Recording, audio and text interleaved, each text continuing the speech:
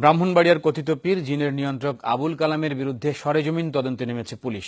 বের হয়ে আসছে আবুল কালামের নানা অপকর্ম। সবশেষ সোমবার মামলা করেছেন সৌদি প্রবাসী এক নারী। প্রতিবন্ধী সন্তানকে ভালো করার প্রতিশ্রুতি দিয়ে তার কাছ থেকে কয়েক লাখ টাকা হাতিয়ে নেয় কালাম। সম্প্রতি যমুনা টেলিভিশনে প্রচারিত অনুসন্ধানমূলক অনুষ্ঠান 360 ডিগ্রিতে উঠে আসে ব্রাহ্মণবাড়িয়ার কথিত পীর আবুল কালামের অপকর্ম। জিনের নিয়ন্ত্রক হিসেবে জাহির করা এবং নারীদের ফাঁদে ফেলে টাকা হাতিয়ে নেয় ছিল কালামের পেশা। একসময় ভয়কেও মুখ না খুললেও এখন অনেকেই এগিয়ে আসছেন আইনি প্রতিকার পেতে। কথিত পীর কালামের মূল টার্গেট ছিলেন প্রবাসী নারীরা।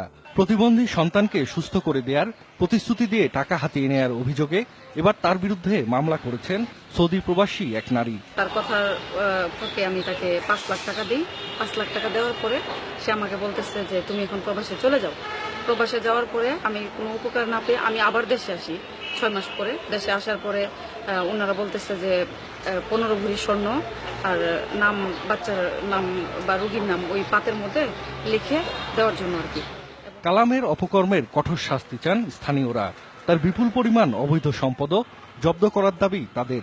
আমার বাইকনারের কথা বলাইব বললে সেটা টাকা নিছে, সেই কিন্তু কাজ করে নাই। আরো বিভিন্ন মানুষের থেকে টাকা পয়সা নিছে, কোনো কাজ করে নাই। মানুষের টাকা পয়সা প্রতারণা করতেছে এবং মাঝে চেয়ারম্যান দাঁড়াতে গেছে, অনেক করছে করে মানুষের তারে কোনো বিশ্বাস করে নেই। অপকর্মে জড়িত আবুল কালামের সহযোগীদেরও আইনের আওতায় আনার চেষ্টা চলছে বলে জানিয়েছে পুলিশ।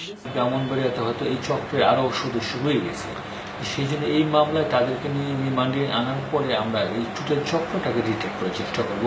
রাজধানীর মোহাম্মদপুর থানায় দায়ের একটি মামলায় বর্তমানে কারাগারে রয়েছেন কথিত পীর আবুল কালাম। জাহিদ হাসান, যমুনা নিউজ।